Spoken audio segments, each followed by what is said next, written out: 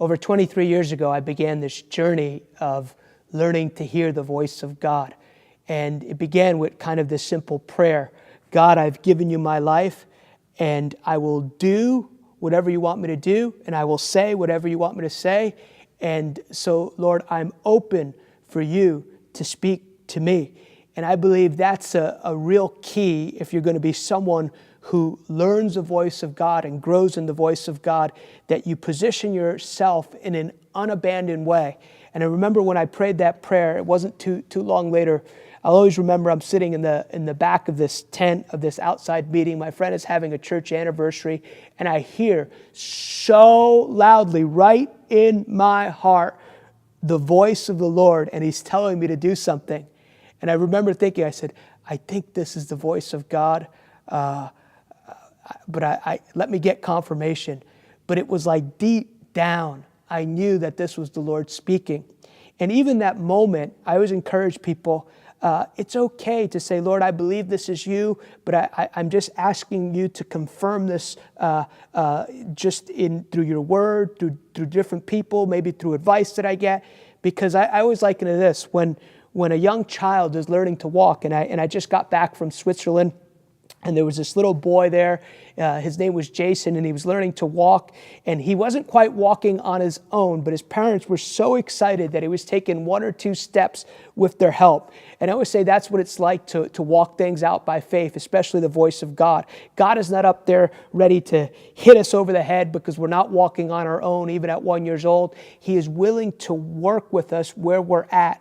But our responsibility is to be sincere in wanting to hear what He wants to say.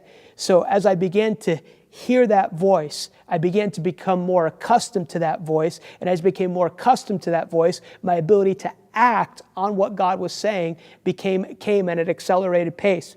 And just this, at the beginning of this year, God spoke to me something very similar to what He spoke to me many years ago, where it seemed like He just screamed it into my spirit. And this time, it was just like a whisper, just like this. Hi, Abner, I'd like you to do this. And I believe now, because 23 years later, He has taught me to hear His voice, and now He holds me responsible for just the vaguest statements and requests that He makes. And so we're all on this beautiful journey. And this is what I've come to know too. It is our responsibility as believers to hear the voice of God, not only for ourselves, but for the world around us. The world is in need of people who hear the voice of God. It is our privilege to connect the world with God by the ability to hear the voice of God from others. And this is what Jesus modeled. In the calling of the disciples, he recognizes that they are men who are fishermen who have caught no fish. And then He says to them, throw your nets to the other side.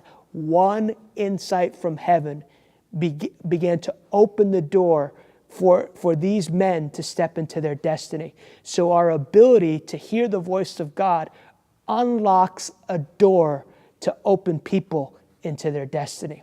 So I bless you today. No matter where you're at on your journey of hearing the voice of God, I bless you to be one who hears the voice of God. I bless you to be one who acts quickly.